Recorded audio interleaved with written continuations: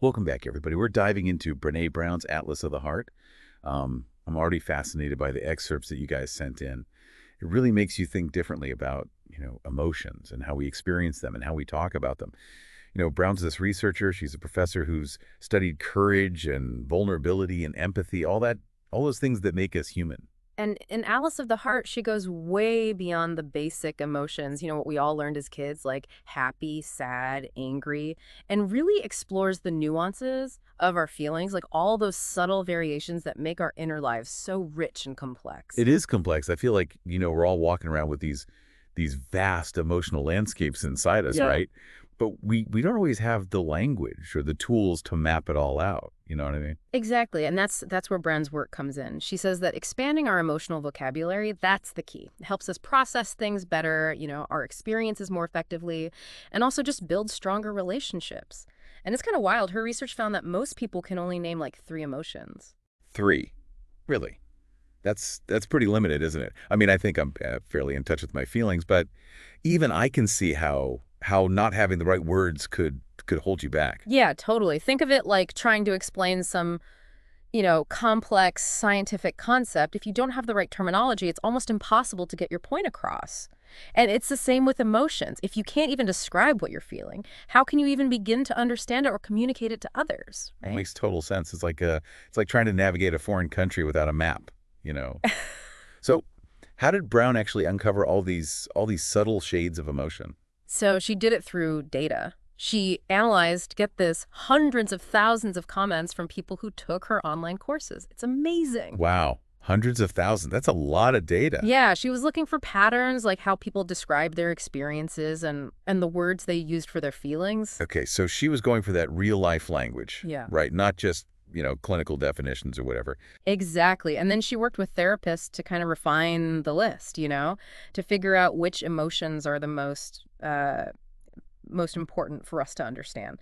So she combined that real world data with expert insights. It's a powerful combo. Yeah, I'm impressed. So let's jump into some of those essential emotions. I noticed that Brown talks a lot about stress versus overwhelm, which is something that I definitely struggle with. Oh, for sure. That's a good place to start because people use those words interchangeably. But Brown makes a clear distinction. Stress, she compares it to being in the weeds, which she got from her restaurant days. It's tough, it's challenging, but you can manage. You might need to delegate or get help or work harder, but you can push through. But overwhelm is totally different. Totally. She compares overwhelm to being like blown, like when you're at a restaurant and the manager sees you're swamped and they have to step in. It's like you're just completely incapacitated. You can't cope. You can't process information Right. effectively. And the crazy thing is, in those overwhelmed moments, we often make these rash decisions, impulsive decisions, because our brains are basically, short-circuiting. Oh yeah, I've been there. It's like you just can't think straight. Exactly. So Brown argues that recognizing the difference between stress and overwhelm is crucial for making better decisions and just for, protecting our well-being. She even suggests that people create a plan for those blown moments, like, having a go-to person you can call or strategies that help you calm down. That's such a good idea. It's like having an emergency plan for your emotional well-being. Now, anxiety and fear, those are big ones too, right? I know Brown dives into those as well. She does, yeah. And she breaks anxiety down into a few different categories. First, there's state anxiety, which is triggered by a specific situation like giving a presentation or, going on a first date. Yeah, I know the feeling.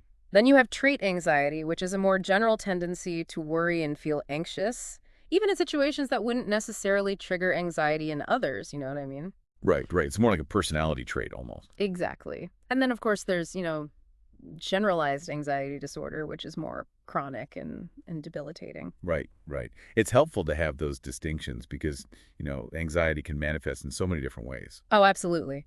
And when it comes to fear, Brown highlights this interesting research showing that the fear of social rejection is consistently like at the top of the list, the most common fears. Which makes sense, right? I mean, we're social creatures, we crave connections, so the idea of being rejected by our tribe, it's terrifying on a primal level. Totally. And that fear of rejection can play out in all sorts of ways, from our social media habits to our career choices. It's a powerful force. Yeah, It really is.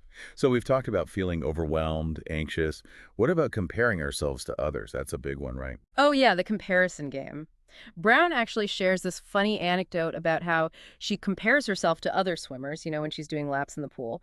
She catches herself constantly checking out the lane next to her, judging her speed and technique against the people around her. Oh my gosh, I do that all the time, and not just in the pool. It's like this constant inner voice. Am I as successful as? Do I look as good as? It never ends. I know, right? It's so relatable.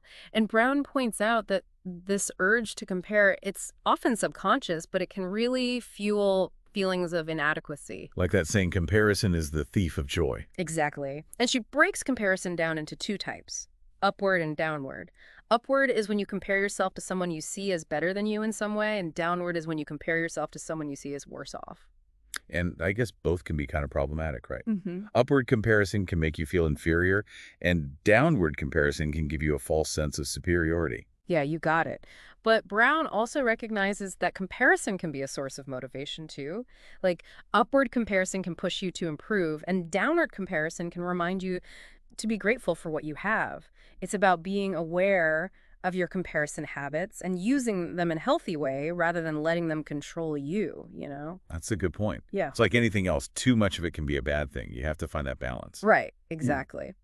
And speaking of comparison, envy and jealousy are two emotions that often come into play. And Brown has some fascinating thoughts on how those two differ. So we're back and ready to dig into more of these emotional nuances from Atlas of the Heart. We left off talking about that tricky comparison game, and specifically how Brown makes a distinction between envy and jealousy, which I don't know about you, but I always get those two mixed up. Oh, yeah, it's a common confusion for sure, but I think Brown does a really good job of clarifying it. She says envy is like that longing, that covetousness we feel when we want something someone else has, right? It could be anything: possessions, skills, relationships, anything we see as, desirable. It's that whole grass is always greener thing. Exactly. And Brown says that envy often comes from a place of lack, right? Or inadequacy within ourselves.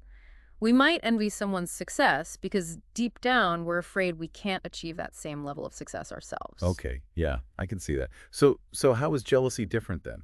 Jealousy, she says, is more about the fear of losing someone or something to someone else. It's that insecurity and possessiveness that can pop up in relationships. And it doesn't have to be romantic. It could be platonic, even family. So envy is wanting what someone else has, and jealousy is being afraid of losing what you have. Exactly. And jealousy often involves a triad, right? There's you, the person you're jealous of, and then the person or the thing that you're afraid of losing. Brown gives an example of a romantic jealousy like, when one partner feels threatened by a third party. Ah, the classic love triangle. Exactly. And Brown stresses that jealousy. It's complex. It's not just thoughts, it's feelings too. It's not just about what's actually happening, it's how we're interpreting things, the stories we tell ourselves in our heads. Right. Our minds can create these whole dramatic narratives about betrayal and all that, even if, the reality is not that intense. Totally. And she's right when she says that if we don't deal with it, jealousy can be really destructive in relationships, right? It can lead to possessiveness, controlling behavior, even resentment. Well, hey, speaking of resentment, that's another big one that Brown covers in Atlas of the Heart. What's her take on that? She defines it as a feeling of bitterness or indignation at having been treated unfairly. And she emphasizes that it often comes from unmet expectations and unexpressed needs, right?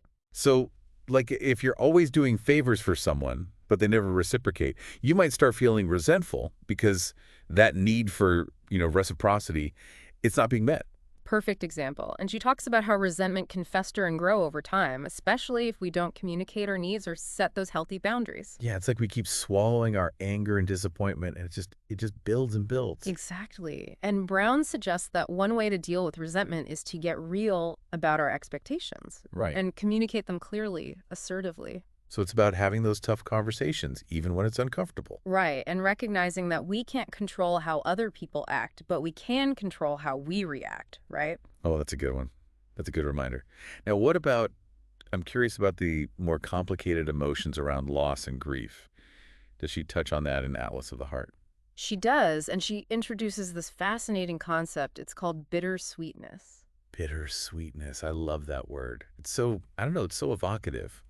What does it mean in terms of, Emotions. So Brown defines it as the experience of feeling both positive and negative emotions at the same time. That mix of joy and sorrow. Like, when you're watching your kid graduate high school, you're proud and excited for them, but there's also that tinge of sadness that that chapter is closing. Or like leaving a job you've been at for years. Even if it's time to move on, you still feel a little loss, right? Uh-huh. For the people, the routines you built. Exactly. It's acknowledging that life is full of those layered, complex experiences. You don't have to put your emotions in a box, good or bad. We can embrace the full spectrum of being human. I love that. So bittersweetness is about embracing those moments where joy and sorrow just, they kind of coexist. What about grief in general? How does Brown talk about that? She talks about allowing ourselves to feel grief fully, not trying to push it down or rush through it. And she emphasizes that we need others to witness and acknowledge our grief. It's not about fixing it or telling someone to get over it, right? It's just about being there with them in their pain. Exactly. And she actually quotes a grief expert, David Kessler. He says that everyone who grieves, no matter how they do it, shares that need for their grief to be witnessed. It's not about fixing it. It's about being present with them. That's beautiful. It really speaks to how powerful human connection can be, even in those really dark times. We've talked about some heavy stuff today. Are there any lighter emotions that Brown dives into in the book? Oh, absolutely. She covers a wide range, including those that bring us joy and connection. One that really caught my eye was Freudenfreud. Freud. Now, that one's new to me. What is that? So Freudenfreud is the joy we feel when we witness someone else's success or happiness. It's like that genuine delight, that vicarious pleasure we get when good things happen to people we care about. Like being super stoked when your best friend gets a promotion, almost like it was your own. Exactly. Brown suggests that it's a sign of empathy and connection. It shows that we can step outside of ourselves and share in the joy of others. It's like we're expanding our own happiness by celebrating the happiness of those around us. Precisely. And she even says that, cultivating this feeling, this Freudenfreud, it can actually be good for our own well-being. When we focus on celebrating others, we're not so caught up in our own shortcomings, right? It creates a more positive emotional state. Okay, that's a good one to remember. I also noticed that Brown even talks about boredom in Atlas of the Heart. I don't usually think of boredom as a particularly insightful emotion. It might seem surprising, but Brown suggests that boredom can actually be a catalyst for creativity and self-discovery. Wait, really? I always thought boredom was like the enemy of creativity. I know, it seems counterintuitive, right? But she argues that when we're bored, our minds are free to wander and make connections that we wouldn't have made otherwise. So it's like boredom creates space for those aha moments. Exactly. And there's actually research that backs this up. Even engaging in simple, boring tasks can allow our minds to daydream and come up with fresh ideas. It's fascinating. Maybe we need to schedule more boredom into our days. It might not be a bad idea. She also points out that boredom can be a time to connect with ourselves, right? When we're not bombarded with all that external stuff, we can tune into our own thoughts and feelings, which can lead to greater self-awareness. So boredom, the gateway to creativity and self-discovery. I love how Brown just flips these seemingly simple emotions on their heads and makes you see them in a whole new light. Absolutely. She encourages us to go beyond the surface and explore those hidden depths of our emotional experiences. And speaking of hidden depths, Brown doesn't shy away from the darker emotions either.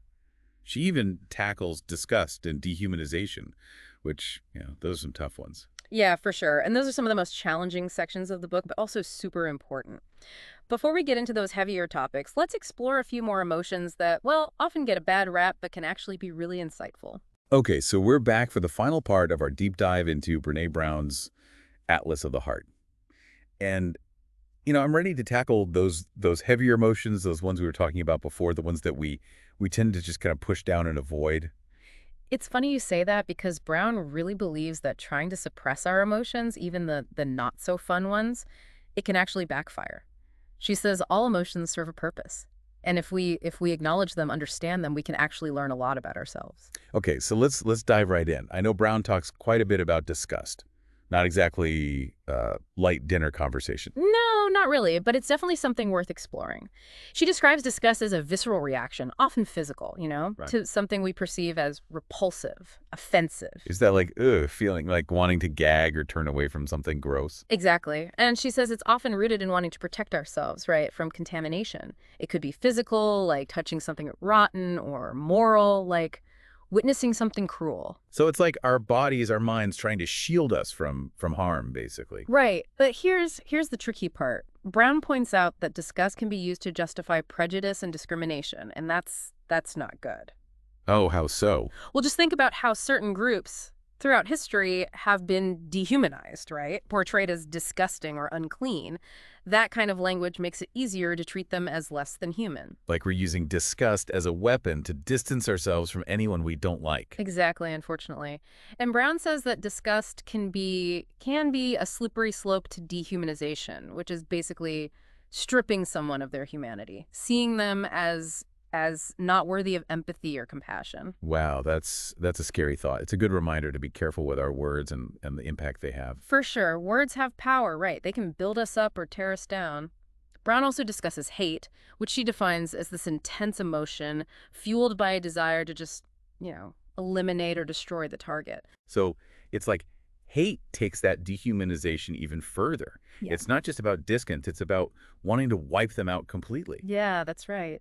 And Brown says it's often rooted in fear and insecurity, projecting our own weaknesses onto others and then wanting to get rid of those threats. which is why it's so important to deal with the root causes of hate, Right. right?